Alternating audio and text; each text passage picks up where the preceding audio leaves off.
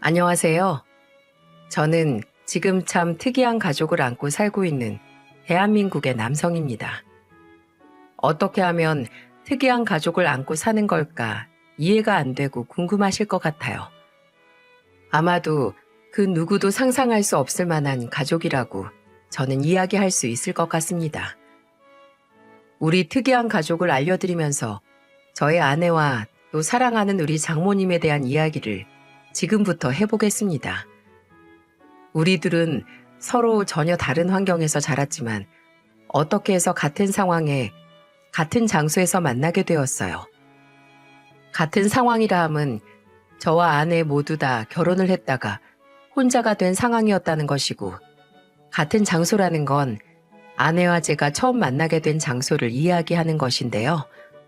아내와 저는 한 장애인 봉사단체에서 만나게 되었습니다. 저는 여동생이 선천적인 장애가 있던지라 여동생을 위해서 함께 다니다가 봉사활동까지 하게 되었어요.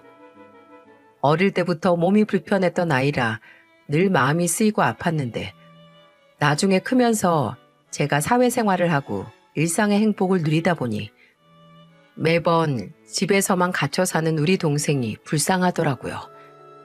그래서 바깥바람도 쐬고 친구들도 만들어주자 싶어서 동생을 데리고 장애인 센터를 다니기 시작했고, 이곳에서 여러 장애인들을 만나며 제 동생도 즐거워하고 저도 봉사를 하며 보람을 많이 느끼게 되면서 몇 년째 다니고 있던 중이었어요. 그러다 어느 날 한 여자가 봉사를 나오기 시작했는데, 자기 몸 사리지 않고 봉사를 하는 모습이 정말 예뻐 보이던 거 있죠. 제 눈에는 그저 천사처럼 보였고, 그 힘든 봉사활동 중에도 한 번도 인상을 찌푸리거나 짜증 한 번 내는 거 없이 늘 웃으며 장애인들을 대하고 돕는 모습이 너무나 사랑스럽고 예뻐 보였습니다. 그래서 그 모습에 반해서 제가 먼저 다가가기 시작했어요. 이미 그 여자의 상황은 주변을 통해서 들어 잘 알고 있었습니다.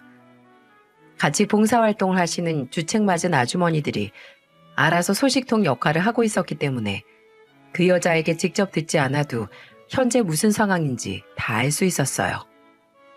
오랫동안 같이 봉사활동을 하던 아주머니들이었기 때문에 저랑도 같이 스스럼 없이 수다를 떨면서 자연스레 그 여자의 상황에 대해 알려주더라고요. 에휴, 젊은 아가씨가 안 됐지. 글쎄 결혼을 했는데 결혼한 지 7년 만에 사별했다지 뭐야. 그 뒤로는 아무도 안 만나고 그냥 틈틈이 와서 봉사활동이나 하고 있는 것 같아. 내가 하도 봉사하는 모습이 예뻐서 이것저것 물었더니 글쎄 이 얘기를 해주던 거 있지. 아유, 아직 새파랗게 젊은 사람인데 벌써 사별을 해서 어째. 아까워. 저는 결혼을 했었을 거라고는 상상도 못했던 여자가 결혼한 지 7년에 사별까지 했다는 사실에 속으로 놀라움을 감출 수가 없었습니다. 사실 저도 그 당시에 결혼을 했다가 3년도 안 되어서 이혼을 한 상황이었기에 이혼남으로서 그 여자에게 다가가는 게 좀 망설여지고 있던 때였어요. 하지만 계속해서 눈에 밟히던 그 여자를 포기할 수 없어서 어떻게 다가서야 할까 고민을 하고 있던 찰나에 이런 이야기를 들으니 조금은 같은 처지인 것 같아 마음이 놓이더군요. 그래서 용기를 내서 다가갈 수 있었던 거였습니다. 근데 처음에는 이 여자가 제가 다가가는 걸 상당히 부담스러워 하더군요. 처음에는 가볍게 인사로 시작했다가 나중에는 연락처를 주고받으며 제가 연락을 해 나갔었는데, 중간에 저한테 이런 말을 하던 거 있죠? 저 이런 관심 저는 부담스러워요. 아실지 모르겠지만 전 결혼까지 했었고 사별한 사람이에요. 저 그냥 평범한 여자 아니고 흔히 말하는 과거에 있는 사람이라 그쪽이 상처받게 될 거예요. 그러니 저한테는 더 이상 연락하지 말아주세요. 연수 씨, 한 번만 다시 생각해보면 안 될까요? 저도 평범하진 않아요. 저도 연수 씨처럼 결혼했던 사람이에요. 저도 결혼했었는데 지금은 이혼한 상황이고요. 우리 둘이 같은 처지예요. 그러니까 다시 한 번만 생각을 바꿔줘요. 저 정말 연수 씨한테 잘할 자신 있고 행복하게 해줄 자신 있습니다. 저의 결혼 전 아내는 제가 한 번 이혼을 했었다는 이야기에 굉장히 의외라는 반응을 보였고, 그 뒤로 제가 정말 엄청난 구애 끝에 결국에는 아내와 연인으로 발전해 결혼까지 할 수 있었어요. 아내의 마음을 돌리기까지는 정말 어려웠지만 점점 저에게 마음의 문을 열고 다가오는 아내가 고마웠고, 끝내는 저의 청혼을 받아준 아내로 인해 저는 모든 순간이 다 아름다웠어요. 그리고 아내와의 결혼 생활이 정말 기대되었죠. 근데 한 가지 아내가 결혼 전에 저한테 조심스럽게 이야기를 하나 하더라고요. 저 결혼 전에 하나 꼭 얘기해야 할 게 있어요. 우리 집에 이제 인사도 드리러 갈 거고 상견례도 곧 할 텐데 당신이 알아야 할 것 같아서요. 이야기해봐. 뭔데 그래? 사실 우리 엄마가 몸이 좀 많이 불편하세요. 원래 당뇨가 좀 있으셨는데 합병증 때문에 지금은 의족을 차고 계셔서 자기가 상견례 때 보면 좀 놀랄 수도 있을 것 같아서 미리 이야기해야 할 것 같아 말해요. 그리고 나는 우리 엄마 결혼하고 나서도 계속 보살펴 드려야 해요. 그거 같이 감당해 줄 수 있겠어요? 그거 쉬운 일 아니잖아요. 저는 아내가 하는 이야기에 순간 당황을 했어요. 하지만 저의 여동생의 상황도 몸이 불편한 건 마찬가지라 저는 아무 상관없었습니다. 대신 우리 여동생은 저의 부모님이 케어를 하고 있지만 이 사람은 본인과 제가 직접 케어를 해야 한다는 점이 좀 다른 부분이었을 뿐이었어요. 괜찮아. 난 정말 다 괜찮아. 그런 일이 있었으면 진작 말하지 그랬어. 그럼 우리 그냥 연애할 때도 내가 언제든지 가서 돌봐드리고 했을 텐데 그동안 자기 혼자 힘들었겠네. 내가 결혼해서도 장모님께 정말 잘할 테니까 그건 아무 걱정하지 마. 알았지? 그리고 당신은 자주 봤지만 우리 여동생도 몸이 많이 불편하잖아. 당신도 알잖아. 우리 둘 다 같은 처지인 거야. 그러니까 서로한테 그런 거 전혀 문제될 거 없으니까 앞으로 걱정하지 말고 그런 건 다 나한테 이야기해. 알았지? 고마워 자기야. 이렇게 바로 괜찮다고 할 줄 몰랐는데 정말 고마워. 나도 앞으로 당신 여동생한테 정말 잘할 거야. 물론 시부모님이 돌봐주고 계시긴 하지만 가끔은 우리 손이 필요할 때가 있잖아. 그때마다 나도 최선을 다할게.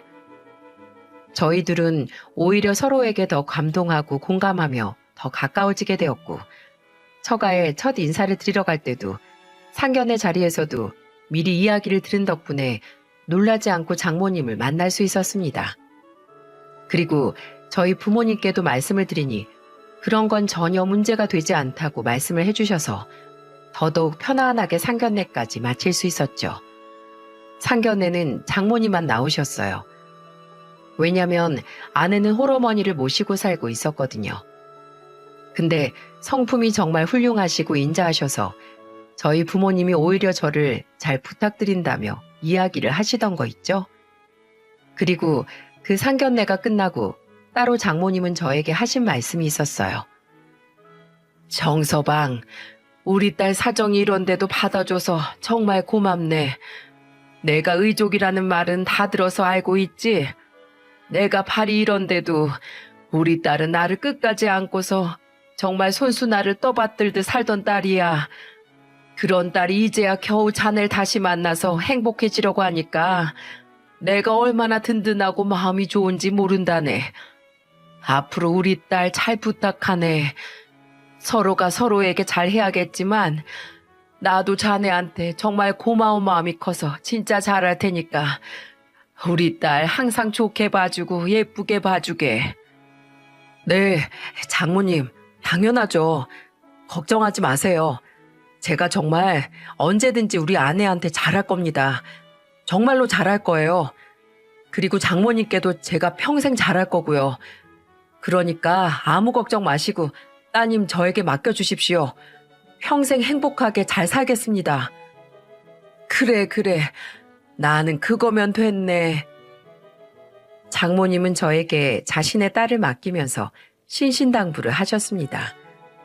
그리고 저 역시도 그 신신당부 하시는 말씀을 잘 받아들였어요.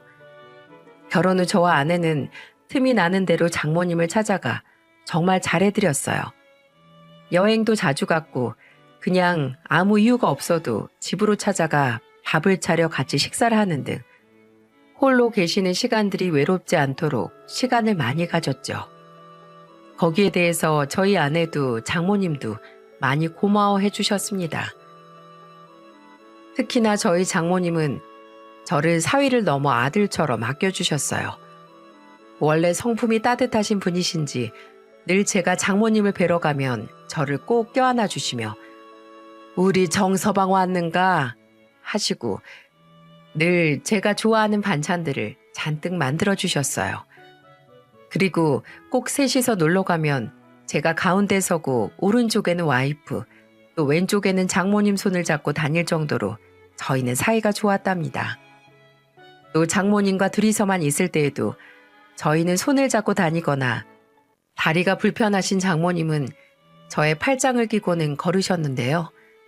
그럴 때마다 항상 하시는 말씀이 있으셨어요. 든든한 내 사위, 우리 사위 없었으면 내가 어떻게 살았을까 몰라. 내 사위로 와줘서 정말 고맙네 정서방. 우리 오래오래 행복하자. 알았지? 네, 장모님, 그럴게요. 오래오래 제가 장모님 곁에서 장모님 행복하게 해드리겠습니다. 어디서 보면 꼭 제가 장모님 아들이라고 오해를 받을 만큼 저희는 그렇게 사이가 좋았어요. 게다가 장모님은 항상 옷을 사도 제 와이프 옷보다도 제 옷을 먼저 사주시는 분이셨습니다. 밖에 나가서 쇼핑을 하거나 장모님 댁에 놀러 갈 때마다 뭘 그렇게 하나씩 사두시는지 저는 갈 때마다 장모님께 선물을 하나씩 받아오곤 했었어요. 한 번은 우리 와이프가 질투를 하면서 이렇게 이야기를 하기도 했었답니다. 우리 엄마는 딸보다도 사위 사랑이 더 커서 내 선물은 안 사도 꼭 사위 선물은 사놓으신다니까. 하여간에 나만 외로워 나만.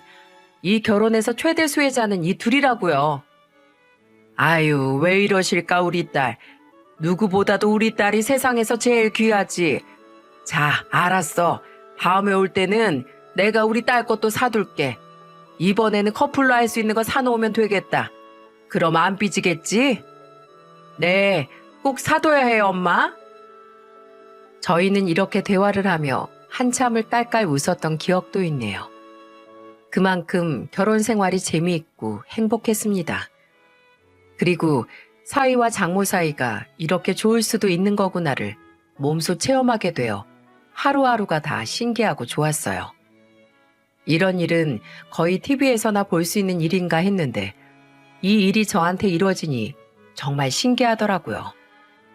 무엇보다 늘 아픈 동생으로 인해서 부모님의 관심이 동생에게만 쏠려 있어서 내심 서운하고 외로운 부분이 있었는데 그 비어있던 부분들이 장모님으로 인해서 가득 채워지는 듯 했어요.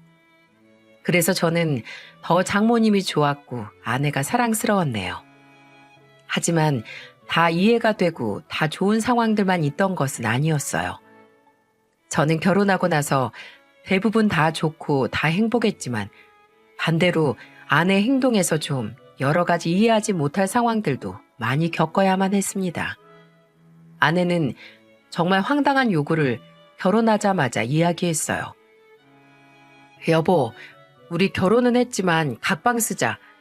나는 평생 엄마랑도 떨어져서 자고 한 번도 누구랑 같이 자본 적이 없거든. 전 남편하고도 그래 왔어서 나는 각방이 편한데 혹시 그래 줄 수 있어? 어?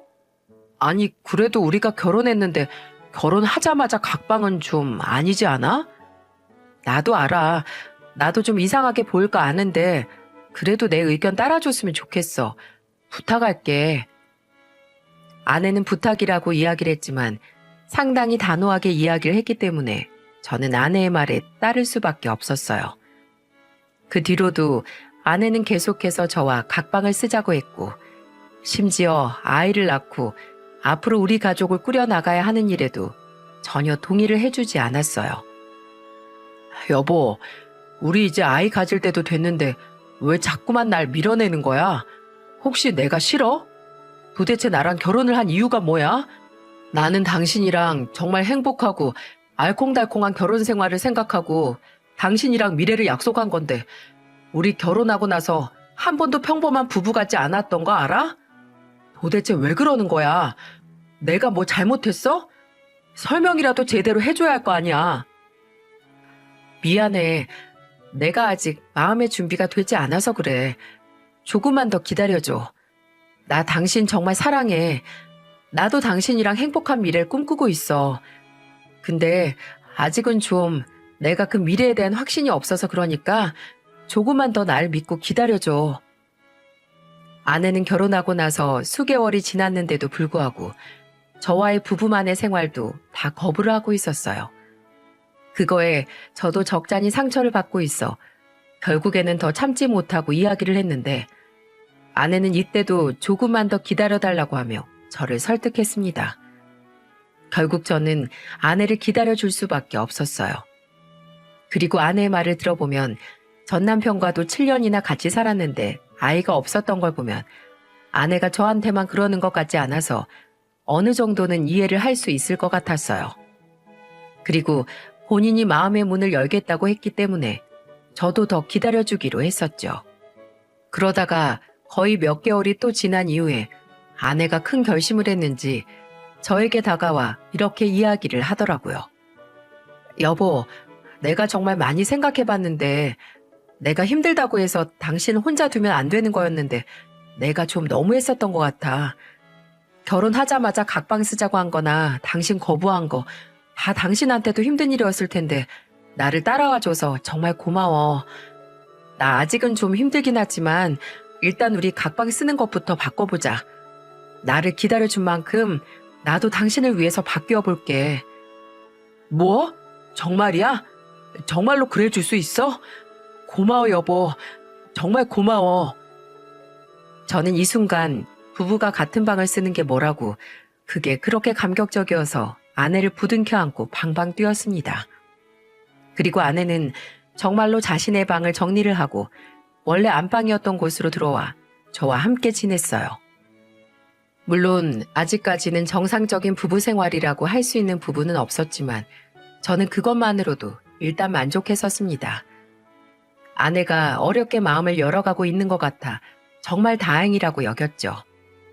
그렇게 우여곡절을 겪으며 다툴 땐 다투고 또 서로 화해하고 사이좋게 지낼 땐 지내면서 결혼 생활에 1년이 훅 지났습니다.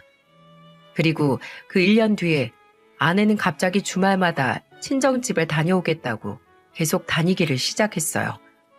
근데 저도 그 부분에 대해서는 크게 뭐라고 하지 않았습니다. 왜냐하면 장모님의 몸이 원래 불편했는데 그 즈음에 갑자기 건강이 더 안 좋아지기 시작했었거든요. 그래서 아내는 몸이 불편한 장모님을 주말만이라도 보살피기 위해 간 거였기 때문에 제가 뭐라고 할 수는 없었어요. 하지만 어느샌가부터 주말마다 처가로 가는 아내를 의심하게 되는 계기가 생기게 되었습니다. 그전까지는 저는 어떠한 의심도 하지 않았고 오히려 종종 저도 몇 번 같이 처가로 갔어서 아내가 다른 짓을 한다는 생각을 조금도 할 여지가 없었는데 아내에게서 몇몇 보이던 수상한 행동으로 인해 저는 의심을 시작하게 되었어요. 가끔씩 아내가 집에서 장모님과 통화를 할 때가 있었는데 그때마다 이상한 단어들이 들렸습니다.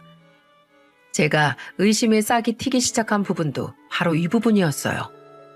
아내는 가끔 장모님께 엄마가 아닌 어머니라고 부를 때가 있었어요. 물론 누구나 엄마가 아닌 어머니라고 부를 수도 있겠지만 그건 전혀 친정엄마를 부르는 듯한 뉘앙스가 아니었거든요. 한 번은 이런 날이 있었는데요. 자기야, 밥 좀 먹고 있어봐. 나 엄마랑 통화 좀 하고 올게. 우리 엄마 밥은 잘 챙겨 먹고 있나 모르겠어. 알았어. 저는 아무렇지도 않게 밥을 먹고 있었고 아내는 장모님께 전화를 하고 오겠다며 잠시 자리를 비웠어요. 그러다가 저도 아내가 없는 식탁이 순간 적적해서 핸드폰을 볼까 싶어 제 폰을 가지러 안방에 들어서려는데 안방에서 통화를 하던 아내에게서 이상한 단어가 들려왔죠. 네, 어머니 식사는 하셨어요? 끼니 거르지 마시라고 했잖아요. 저도 지금 정서방이라 먹고 있어요. 네, 정서방 잘 있어요. 안 그래도 얼마 전에 정서방네 다녀왔는데 그날 정서방이 어머니께는 가본 지 좀 된 것 같다고 어머님 잘 계시는지 궁금해 하더라고요. 네, 정서방한테도 안부 전할게요. 그럼 어머니도 편하게 쉬세요. 뒤에서 몰래 들으려던 것도 아니었지만 예기치 못하게 듣게 된 통화 소리에 저는 충격을 받게 되었어요. 원래 아내는 장모님께 엄마라는 호칭을 썼었고 이렇게 어머니하며 격식을 차리며 이야기를 하지 않았거든요. 물론 지금 생각해보면 아내와 장모님 사이는 뭔가 알 수 없는 어색함이 있는 듯 하긴 했지만 그건 둘 다 워낙 조용한 성격이라서 그런 줄만 알았습니다. 근데 이렇게 아내가 어머니라고 이야기를 하는 소리를 들으니 저는 너무나 충격을 받을 수밖에 없었어요. 이때부터 저는 의심을 하게 되었고 의심이 가는 부분은 이 한 가지 부분뿐만이 아니었습니다. 저는 한 가지 궁금했던 것이 있었는데 그걸 이번 기회에 물어봐야겠다 싶어서 아내에게 물어봤어요. 여보, 왜 당신은 가족 사진이 없어?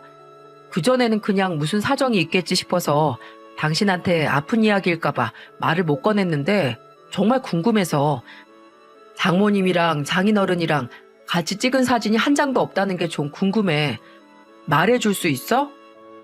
어? 그게 있지? 옛날에 우리 집에 불이 났었거든. 그때 사진이 다 타고 없어졌나 봐. 그때 그냥 우리 부모님이랑 살던 집이 다 타버려서 옷도 하나도 못 건졌었다고 하더라고. 아, 그래? 그래서 가족 사진이 없었구나. 그래도 장인어른 돌아가시고 나서 시간이 좀 되었을 텐데 사진이 하나도 없다는 게 좀 의아하긴 하네. 앞으로는 내가 많이 찍어줄게. 지금까지 찍은 사진도 많이 있긴 하지만 이제는 좀 인화해서 우리 집이랑 처가에 좀 걸어놓고 하자. 고마워 여보. 아내는 저의 갑작스런 질문에 많이 당황한 듯 했고 마치 무언가를 숨기고 해명을 하는 듯이 이야기를 하는 통에 저는 더더욱 의심을 할 수밖에 없었어요. 그러다 제대로 결정적으로 아내를 의심하게 될 만한 상황이 생기게 되었고 저는 도대체 제 머리로 절대 이해되지 않는 이 상황을 이해할 수 있는 실마리를 찾기 위해서 다방면으로 노력을 해야만 했죠. 그 결정적인 상황은 바로 아내의 가족관계 증명서를 보게 된 사건이었어요. 아내랑 저는 몸도 불편하신 장모님이 혼자 사시는 게 마음에 걸려서 아예 이참에 저희 집 근처로 집을 옮겨드릴 계획을 가지고 있었어요. 그래야 와이프가 처가를 왔다 갔다 하는 이동거리나 시간도 단축할 수 있고 여러모로 장점이 더 많을 것 같아 집을 알아보고 대출을 받을 상황에 있었는데 그때 아내의 이름으로 대출을 받기로 했었기에 대출 서류로 필요한 아내의 가족관계 증명서가 떼어져 있었죠. 아내는 그 서류를 화장대 위에다 올려놓았는데 저는 그걸 우연히 봤다가 큰 의아함을 가져야만 했어요. 그리고 지금까지 이어져 온 모든 상황에 정말 오만 가지 생각을 다하며 아내가 내가 정말 알고 있던 사람이 맞는지 의심할 수밖에 없었죠. 그 이유는 다름 아닌 가족관계 증명서에 제가 알고 있는 장모님의 이름이 없다는 것이었어요. 저는 이 상황까지 오게 되니 내가 모르는 무언가가 아내와 장모님 사이에 있다는 생각이 들었고 극단적인 생각으로 아내가 이중 생활을 하고 있을지도 모르겠다는 생각까지 이어지게 되었죠. 그래서 저는 아예 큰 마음을 먹고 아내의 뒤를 캐보기로 했습니다. 저는 단추 모양의 녹음기를 아내가 자주 입고 다니는 외투에 넣어놓았고 아내의 일상을 살펴보기로 했어요. 아내는 외투를 항상 하나만 입고 다녔기 때문에 그곳에 넣어두었고 역시나 아내는 아무것도 모르고 그 옷을 입은 채로 평소에 하던 루틴을 지키고 있었죠. 다행히도 평일에는 늘 출퇴근을 하던 사람이라 직장 생활이나 퇴근 후의 일상에서는 의심스러운 상황이 아무것도 없었어요. 그저 제가 잘 알고 있는 아내의 모습이었습니다. 평범하게 직장 생활을 하고 퇴근 후에는 평범하게 저랑 만나 마트를 가거나 외식을 하거나 혹은 지인을 만나 놀다 오거나 딱 그 정도 수준이었어요. 근데 주말이 되자마자 아내는 여느 때와 같이 평범하게 처가로 갔는데 그 처가에서의 모습이 가히 충격적이었고 저는 그 녹음기 안에 있는 내용을 듣는 내내 경악을 할 수밖에 없었어요. 녹음기 속 아내와 장모님의 대화는 이러했습니다. 아가 왔니? 이제 곧 그쪽으로 이사도 갈 건데 이렇게 매주 안 와도 된다. 왜 자꾸 힘들게 여길 와? 안 그래도 너네 신혼집 근처로 이사 가는 것도 내가 얼마나 미안한지 아니? 에이, 어머니, 그런 소리 마시라고 했죠? 제가 말씀드렸잖아요. 저 결혼하고 나서도 어머니 끝까지 모실 거라고. 게다가 요즘은 당뇨 때문에 컨디션 더 안 좋으시잖아요. 저는 제가 마음 편하려고 어머님 상태 확인하러 오는 거니까 더는 오지 말라고 좀 하지 마세요. 같이 모시고 살고 싶은 거 저 진짜 많이 참은 거예요. 아서라, 그런 소린 하지도 말어. 지금 내가 너희 집 옆으로 가는 것도 나는 정말 염치불구하고 가는 거 몰라서 그래. 나는 정말 이제 괜찮으니 이제는 네 갈 길 가고 나는 내 갈 길 간다고 하는데도 굳이 아휴, 내가 정말 너도 그렇지만 정서방 보기가 영 편치가 않어. 여기까지만 해도 대화가 정말 이해할 수 없는 대화였는데 그 뒤에 이어지는 내용에 저는 뒷목을 잡을 수밖에 없었어요. 우리 첫째 아들 그렇게 가고 나서 둘째 놈은 뭐 애진역에 없는 자식으로 쳤다지만 첫째가 그렇게 너도 냅두고 나보다도 먼저 이 세상 떠나는 것 보고 정말 희망이 다 없어지는 것 같았다. 그냥 이 남은 인생 어떻게 살아야 하나 그것만 막막하더라고. 근데 그때 네가 날 놓지 않고 내 손을 잡아준 덕분에 내가 여기까지 올 수 있었어. 이만큼 살아낼 수 있었다. 그래서 나는 여기까지만 해도 충분한 사람이야. 더 이상은 네 앞길을 망치고 싶지가 않어. 그러니 지금이라도 좋으니까 그냥 너희들이 이제는 나 없이 살아도 돼. 어머니, 또 그 소리. 제가 그 말 더 이상은 하시지 말라고 했잖아요. 어떻게 안 하니 어떻게. 나는 정서방이 너무 걱정된다. 세상에 비밀이란 없다. 네가 내 며느리라는 사실도 내 아들이 원래 네 남편이었다는 사실도 그리고 내가 네 시어머니라는 사실도 어느 것 하나 다 비밀로 묻어둘 수만은 없는 거야. 그러니 이제는 내가 떠나든지 아니면 정서방한테 모든 사실을 말하든지 어떻게든 해야 될 때가 왔어. 이제 너희 집 근처로 이사 가게 되면 더 수시로 볼 텐데 네가 정 나를 포기 못하겠다면 정서방이 먼저 알아채기 전에 우리가 먼저 말해야 돼. 그건 제가 알아서 해볼게요. 지금 저도 때를 보고 있어요. 저는 여기까지 듣고 정말 충격에 충격을 받지 않을 수가 없었어요. 내가 알고 있던 장모가 사실은 아내의 시어머니였다는 사실이 믿기지가 않았어요. 그래서 저는 이 사실을 똑바로 마주하고 어떻게 된 건지 정확하게 알기 위해 작전을 세우게 되었죠. 그리고 모든 준비를 다 마치고 아내에게 이야기를 했어요. 여보, 우리 이번 주말에는 장모님을 집으로 모시고 와서 밥 먹자. 내가 이번 주말에는 근사하게 저녁 만들어 줄게.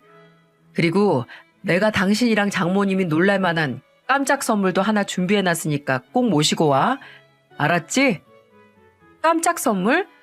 우리 그날이 무슨 특별한 날인가? 갑자기 웬 선물을 준비했어? 아, 있어. 그런 게. 알고 싶으면 꼭 모시고 와.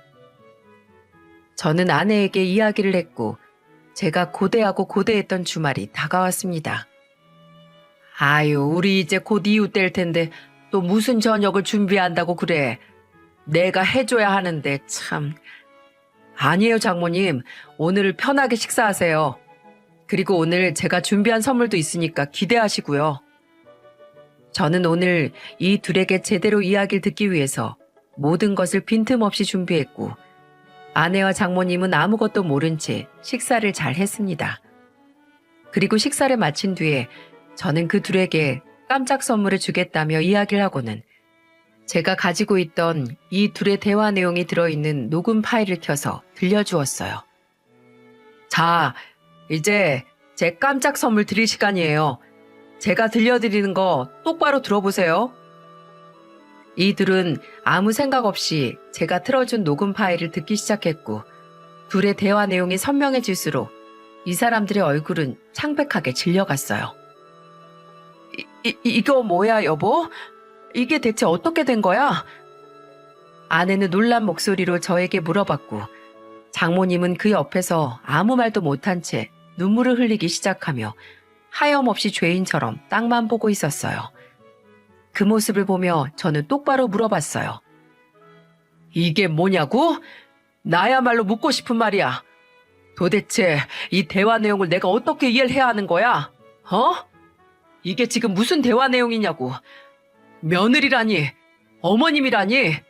장모님, 이게 대체 무슨 상황인지 저한테 설명해 보십시오. 네? 이거 만일 저 사기 결혼 당한 거면 바로 법적 조치 들어갈 겁니다. 제가 생각보다 세게 나오니 아내도 이 상황을 수습해야겠는지 얼른 나서더라고요. 여보, 내가 다 설명할게. 어머님은 아무 잘못 없어. 다 내 잘못이야. 내가 만든 상황이라고. 그 이야기를 하는 사이에도 장모님은 계속해서 하염없이 울고만 있을 뿐이었어요. 내가 납득할 만한 상황이어야 할 거야. 제가 단호하게 이야기를 하니 아내는 그때부터 모든 상황들을 다 털어놓기 시작했어요. 그게 있잖아. 실은 우리 엄마, 내 전 남편의 어머니였어. 말 그대로 내 전 시어머니. 나는 원래 고아였어. 부모도 형제도 없이 그냥 혼자였는데 태어나서 처음으로 만난 사람이 남편이 되었고 그때 만나게 된 어머니가 나를 정말 친딸처럼 정말 많이 아껴주셨어. 고아원에서도 사회에서도 그런 사랑과 관심은 어디에서도 받아본 적이 없었는데 처음으로 어머님이 내 손을 잡아주시고 날 따뜻하게 안아주시고 마치 나를 딸처럼 걷어주셨어. 나는 첫 번째 결혼 때 그때 남편이 좋았다기보다는 어머님이 더 좋아서 결혼 생활 했다고 할 수 있을 정도로 어머님이랑 애틋했어. 근데 갑작스럽게 남편이 다니던 공장에서 기계 결함 문제로 세상을 떠나게 되고 어머님이 나처럼 세상에 혼자 남은 처지가 되신 거야. 물론 시동생이 있긴 했지만 시동생은 내가 결혼 전에도 이미 혼자 독립했다가 결혼하고 나서는 아예 싱가포르로 이민을 가버렸어. 원래 좀 괴짜인데다 가족에 대한 정이 하나도 없는 사람이었거든. 그러니 내가 어떻게 어머님을 혼자 두고 올 수 있겠어. 심지어 그쯤에 어머님은 당뇨 합병증으로 다리에 문제가 생기게 되면서 의족을 찾고 그 이후로는 더더욱 어머님을 외면할 수가 없었어. 저는 여기까지 이야기를 들으면서도 왜 이 이야기를 저한테 하지 않았는지 분이 풀리지가 않았습니다. 그래서 바로 따졌죠. 그럼 왜 그 이야기를 진작 나한테 하지 않았던 거야? 얘기할 수가 없었어. 나한테 당신이 얼마나 과분한 사람이었는데 나는 고아에 가난하고 집도 절도 없는 사람인데 당신은 부모님의 번듯한 직장에 여유까지 있는 사람이었잖아. 그래서 내가 당신을 처음에 거부했던 것도 바로 그것 때문이었어. 내가 당신한테 어울리지 않는다고 생각을 했으니까. 근데 내가 어떻게 이런 이야기까지 할 수가 있었겠어. 그게 지금 말이 되는 변명이라고 생각해? 그게 말이나 되는 소리냐고. 저는 울분에 가득 차서 아내에게 소리를 질렀습니다. 근데 그 모습을 보며 눈물만 흘리던 장모가 이번에는 본인이 나서서 이야기를 하더라고요. 정서방, 다 내 잘못이야. 다 내 탓이네. 내가 떠났어야 했는데, 내가 진작에 떠나버렸어야 했는데 그러질 못했어. 나도 사람인지라 혼자 되는 게 무서웠네. 그래서 염치불구하고서 며느리한테 빌붙어서 사느라 그래서 그랬네. 며느라이는 아무 잘못이 없네. 내가 흠이야. 내가 우리 며느리 흠이라서 그래서 자네한테 떳떳하지 못했던 거야.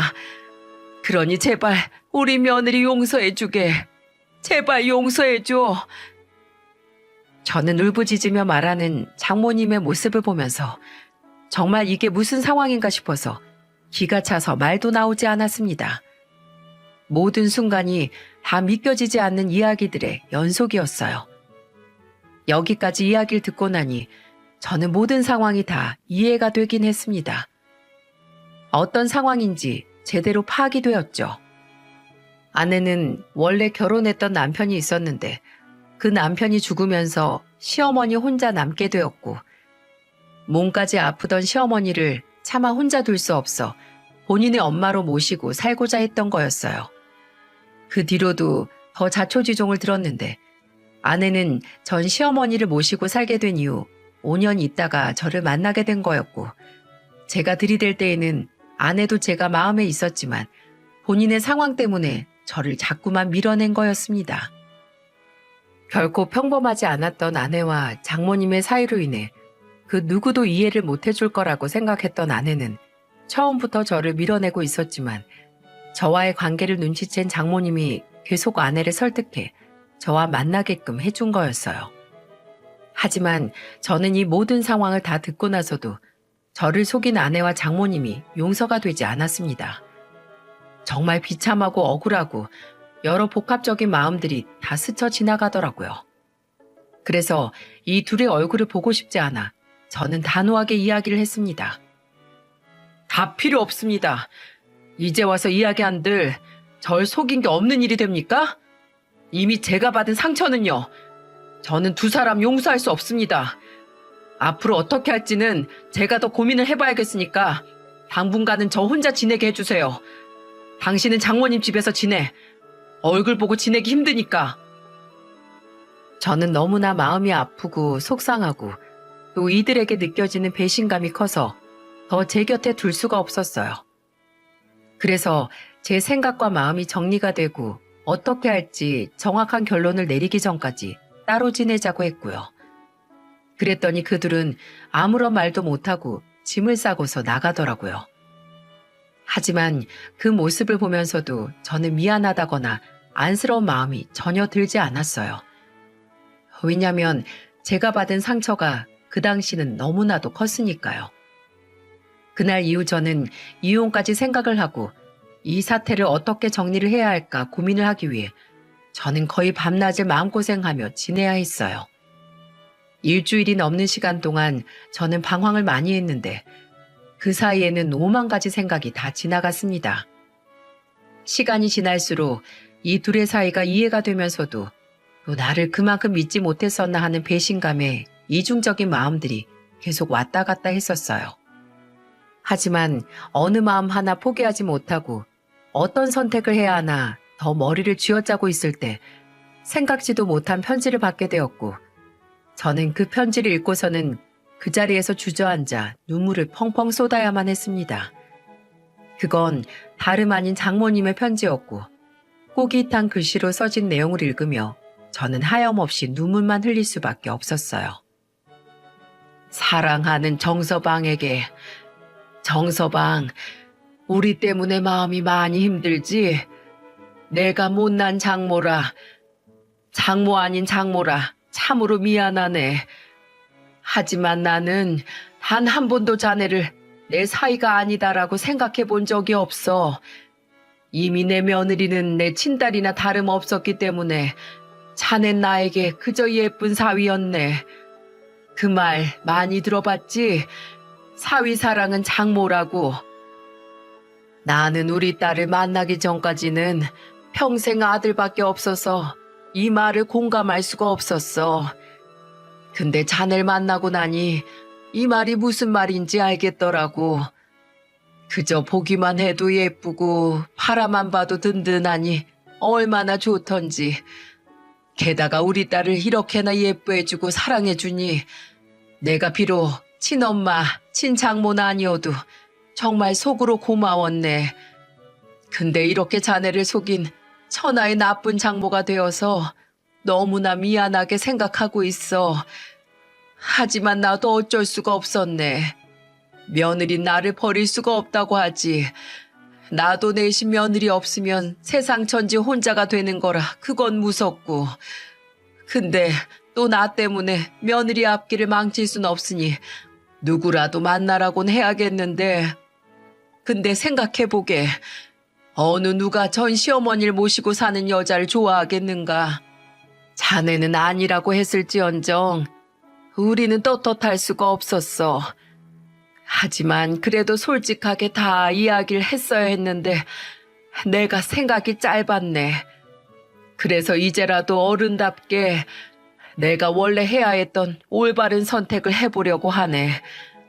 내가 이제는 떠나겠네. 내 예쁜 딸을, 나의 사랑하는 딸을 이제는 버리려고 하네. 지금까지는 내 딸이 본인의 행복보다는 나의 안위를 살피느라 힘들었는데 이제 더는 그 모습을 보는 것도 쉽지 않고 자네한테도 내 딸한테도 더는 내 짐이 되고 싶지 않아서 내가 떠나려고 해. 그러니 부디 내 딸은 다시 받아주게. 나만 없으면 완벽한 아이야. 우리 딸이 숫기가 없어서 그렇지 얼마나 자네를 좋아하는지 아는가? 그 애가 처음에 결혼하고서 각방 쓰자고 했지. 그게 좀 유난일 수 있는데 혹시라도 아이가 일찍 생겨버리면 나를 챙기는 게 소홀해질까 봐 그랬던 거야. 그리고 또 다른 이유는 무서웠을 거야. 그 전에 내 아들하고는 이상하게 애가 생기지 않았었어. 나는 그런 거에 전혀 눈치를 주지 않았는데 우리 아들이 유독 그 문제로 예민해져서 둘이 자주 싸우더라고. 둘 다 문제가 없는데도 생기지가 않았는데 이제 보니 다 이렇게 되려고 그랬던 것 같네. 아마도 자네 아내는 전 남편과의 사이처럼 아이가 생기지 않으면 어쩌나, 그래서 또 싸우게 되면 어쩌나, 그게 무서워서 지레 겁먹고 그랬을 거야. 근데 이제는 용기를 가지고 조금씩 자네에게 마음의 문을 열고 있으니 조금만 기다려주게. 그리고 앞으로는 나도 없어질 테니 더 마음의 문을 여는 게 쉬울 테고. 내 사랑하는 정서방, 그동안 정말 고마웠네. 조만간 내가 떠날 테니 부디 우리 딸 용서해주고 앞으로는 둘만 생각하면서 행복하게 살아. 저는 이 눈물 젖은 편지를 읽으면서 도대체 내가 이 둘에게 무슨 짓을 한 건가 너무나 후회가 되기 시작했어요. 이 둘은 정말 아무 조건 없이 서로를 부모로서 자식으로서 사랑한 죄밖에 없는데, 그걸 주변의 시선 때문에 당당하게 드러내지 못한 죄밖에 없는데 제가 그걸 이해하지 못하고 되려 또 더 큰 상처를 준 것 같아 너무나 미안해지더라고요. 그리고 그동안 나를 정말 아껴주고 사랑해주었던 장모님과의 추억이 떠오르면서 이대로 혼자 떠나게 두실 수 없다는 생각이 들었습니다. 그래서 바로 장모님 댁으로 찾아갔어요. 장모님! 장모님! 문 좀 열어보세요! 얼른요! 저는 장모님에게 한 걸음에 달려갔고 장모님은 제가 피우는 소란에 놀라서 문을 열어주셨죠. 아니 정서방, 무슨 일인가? 장모님, 이렇게 편지만 하나 딸랑 보내놓고 떠나신다뇨. 어떻게 그러세요? 어떡해요? 장모님, 제가 잘못했습니다. 제가 마음이 좁았어요. 제가 옹졸했습니다. 떠나지 마세요. 장모님 떠나면 와이프가 제 곁에 있으려고 하겠습니까? 그리고 제 마음이 편하겠어요? 그러니 그런 생각 마시고 그냥 계세요. 제 장모님으로 평생 제가 모시고 살 테니까 제 와이프 엄마로 그렇게 자리 지켜주세요. 제 결론은 그겁니다. 장모님은 제 이야기를 듣자마자 그 자리에 앉아서 펑펑 눈물을 쏟기 시작했어요. 그리고 그 시간에 아내는 직장에 나가 있던 시간이었기에 장모님과 저는 둘이서 아예 부둥켜 안고 엉엉 울어댔습니다. 고맙네. 고마워.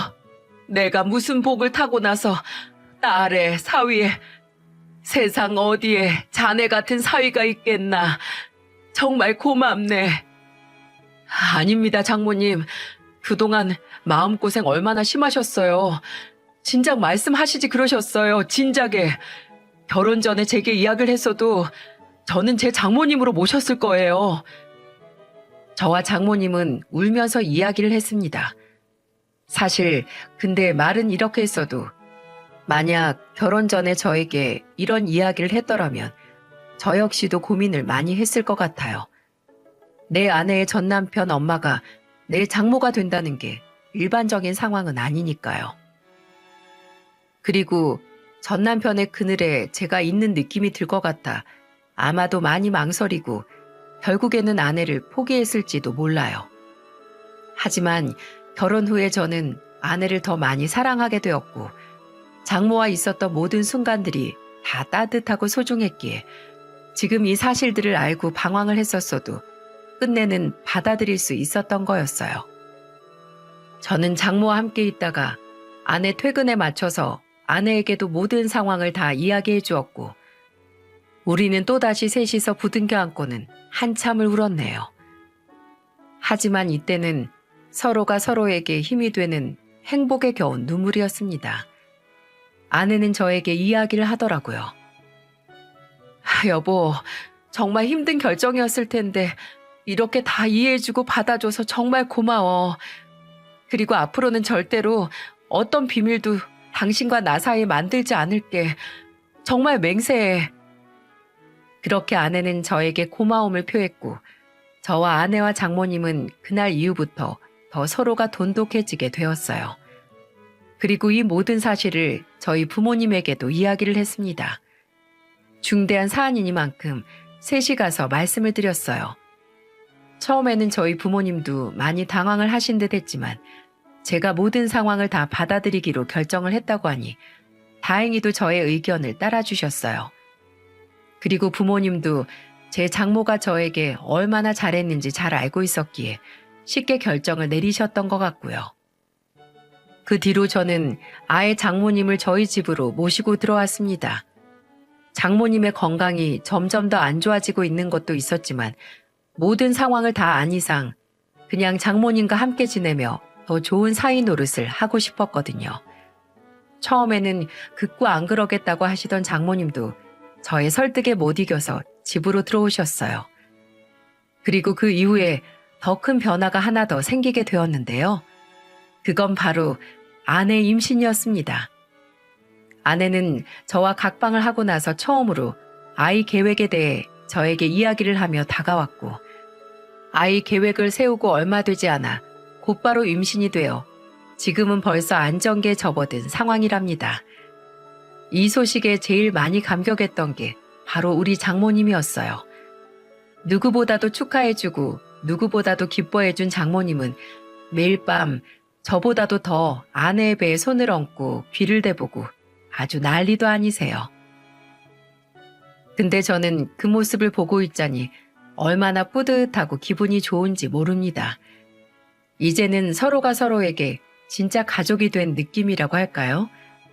참 2년도 안 되는 시간에 우리 가정에 무슨 일이 일어난 걸까 싶을 만큼 다사다난했지만 저는 이 모든 것이 다 행복으로 가는 길이라고 생각하고 있습니다. 이제는 어떤 역경도 우리 가족들과 함께 다 헤쳐나갈 수 있을 것 같아요. 무엇보다 이제는 아내가 진짜 마음의 문을 다 열고 저를 받아들여 준 것 같아 기쁩니다. 이제는 자식도 생겼으니 더 가장으로서 책임감을 가지고 살아야겠죠. 여러분, 인생의 행복은 멀리 있지 않는 것 같습니다. 그리고 상황과 현실은 중요하지 않는 것 같고요. 제가 겪어보니 마음이 있는 곳에 길이 있다고 제가 마음 문을 열고 이해 안 되는 상황을 사랑으로 받아들이니 모든 것이 다 가능해지더군요. 여러분에게도 말 못할 사정이 있으신가요? 부디 그 주변에 여러분을 사랑하는 사람이 있어 그 모든 사정을 다 품어주기를 바라겠습니다. 지금까지 저의 사연을 들어주셔서 감사합니다.